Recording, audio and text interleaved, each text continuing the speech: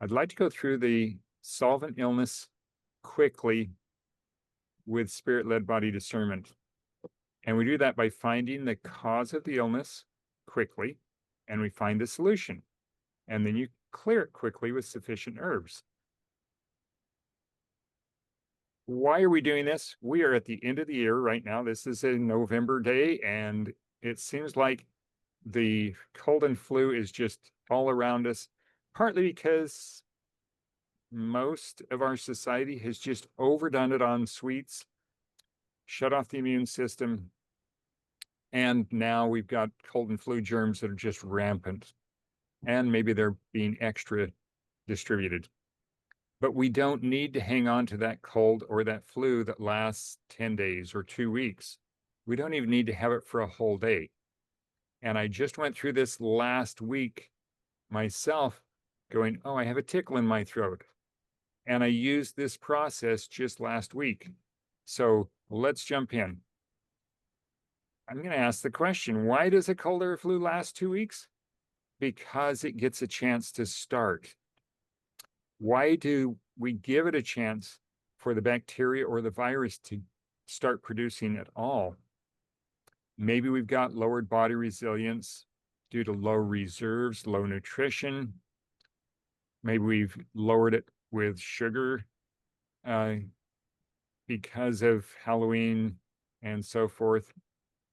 A balanced and healthy body should not be open to an illness. And as healthy as I am, even last week, I'm going, there is a lot of germs around here because I can feel my throat is sore and I am not getting a cold or a flu. I will not. So today we're going to just summarize let's strengthen the body, stop it from getting a start so that we're not filled with that bacteria or that virus that can really cause some serious slowdown in us if we let it get started. And this beautiful chart has a process there that we're going to walk through one step at a time to recognize the antibiotic, antiviral, pardon me, antifungal and antiparasitic plants, and how to use the chart to clean up the body and to fight it and clear it in a single day. It's all on one form. It's got that 4-step process, which in brief is find the cause first, whether it's bacterial, viral, or other. Find the herbs that will help. Find out how many herbs it'll take to knock it out in a single day, and then determine how much of each of those herbs it's going to take to clear that in a single day. And I'm going to jump straight into the process with step number 1. What is the cause? Using your spirit-led body discernment to find what the illness is caused by asking or making a simple statement like, this illness is caused by a bacteria. This illness is caused by a virus. I got a yes to that one. This illness is caused by a fungus. This illness is caused by a parasite. And remember, even though I found virus, I still test all 4 because sometimes an illness may have more than one cause. And so we want to go ahead and test all 4 possibilities. And then if it has more than one cause, make sure we solve all of those causes.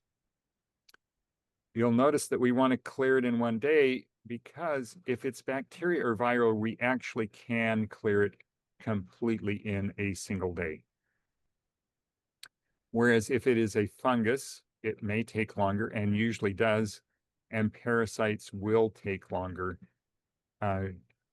which we've got a separate presentation on the parasitic side of it. For our example, let's say that it is a virus. So we're going to take a look at what herbs will clear this virus from us in a single day. So step number 2 is what herbs will clear it. And we test all of those antiviral herbs. and that are found in the true column, the virus column for us. And we just use a simple statement like astragalus root will clear or help clear this illness. And if I get a yes, and we go through all of them, burdock will, calendula will, echinacea root, elderberry, garlic, ginger, licorice root, mullein, peppermint, sage, oregano. You may get one that will clear it. I don't typically find only one. I usually find 2 or 3 or maybe even 5 or 6 that'll actually clear that virus. And then we go through with step number 3. But first, in this example, we'll use that we got yes to astragalus root, echinacea root, garlic, ginger, and peppermint. That is 5 different plants that will help clear it. And so we're going to take that group. If we did not find 5, we need to take a look at more of them. And you can just do a search on the internet and go, what herbs are antiviral? And you'll find dozens and dozens. On this chart, you'll notice that the overlap is highlighted in either light green if it's only 2 or darker green if it's 3 or more. And I realize I've got that covered up on that one. So let's go back to here. You'll see light green if there's 2, like aloe is antibiotic and antifungal, whereas calendula, echinacea, garlic, ginger, licorice root, and mullein cross over antibiotic, antiviral, antifungal, and oregano, for example, crosses over antiviral, antifungal, and antiparasitic. So it's highlighted there so that we can see that these are ones you would want to keep in your cupboard all the time, and so that you can use them anytime you need them. It's too late if you don't have them in the cupboard to go out at midnight and find these. Now, step number 3, how many of these are needed? How many of the herbs that tested true are needed to clear the illness quickly and completely? And I actually usually say it that way. I need all 5 of these to clear the illness quickly and completely. Or you can go, I need at least 1, I need at least 2 of these herbs, I need at least 3. And if we get 3, let's find the 3 that are needed, that are critical to clear it completely. And then in step 4, how much of that herb is needed and how do I use the herb? Let's remember the sufficiency principle. We need to meet that bacteria or that virus with an equal or stronger force to clear it in one day. So typically, I tend towards the stronger side. If I found 3 that are needed, I'm going to take as much as I can take of those 3 in teas, in capsules, in whatever I can get in. And let's remember the safe herbs principle. Herbs are safe to take as much as you need. They're not concentrated because they're whole plants, so you can take them in pretty high quantities and not cause any damage.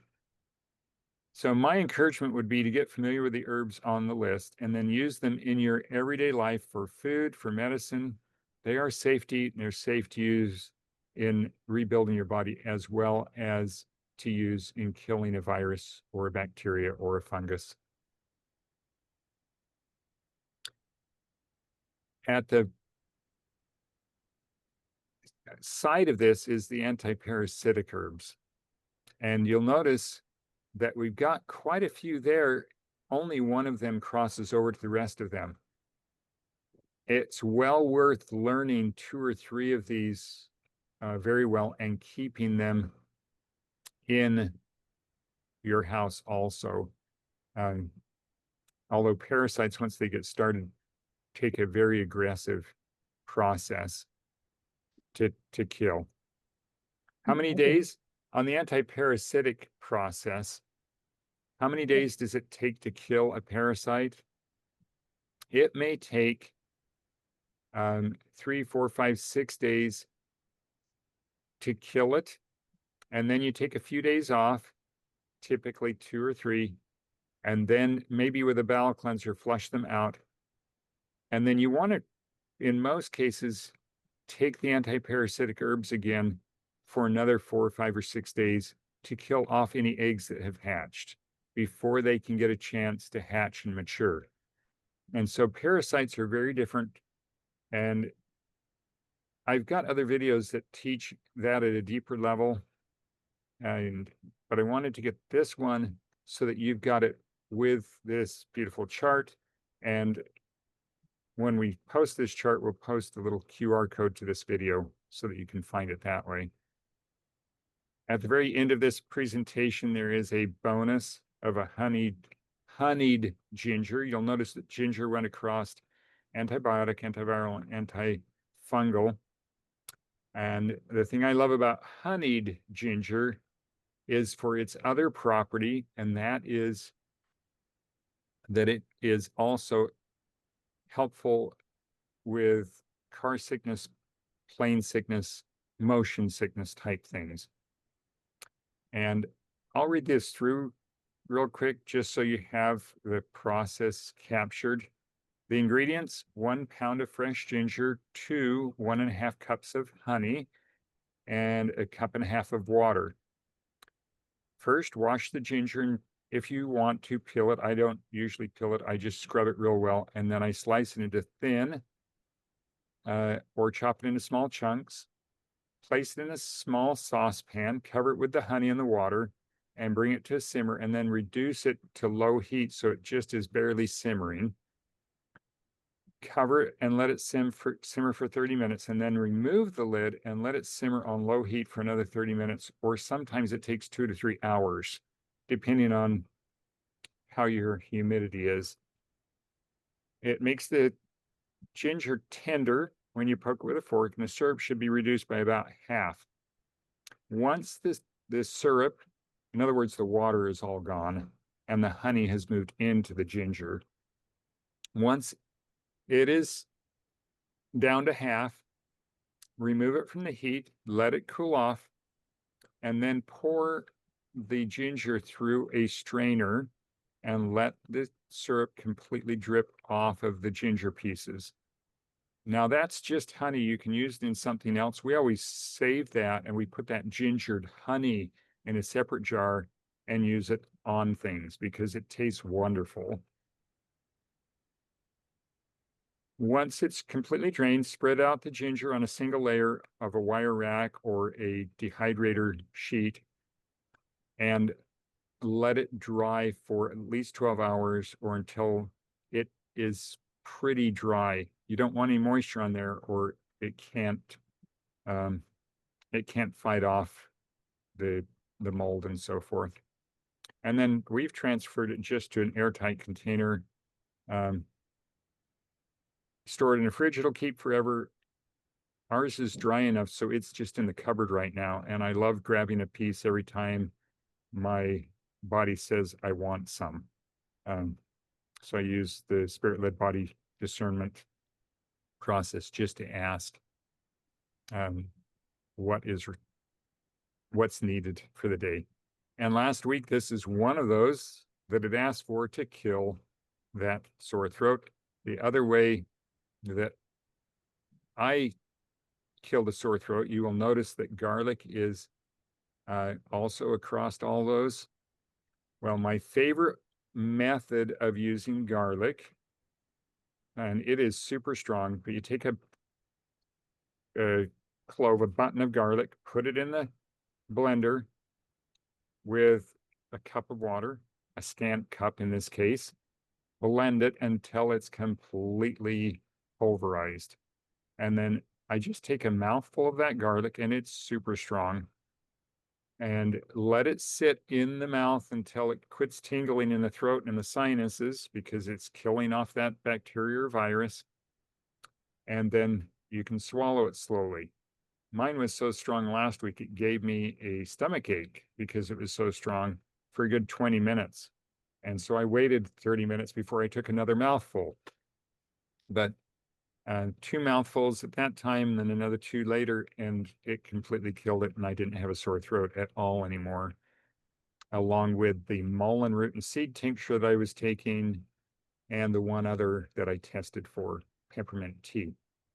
So powerful, powerful process that kills things in one day if you take sufficient amounts of antibiotic and antiviral, and be persistent if it tests as being a fungus or a parasite, because you're going to have to be very persistent with the antifungals and antiparasitics.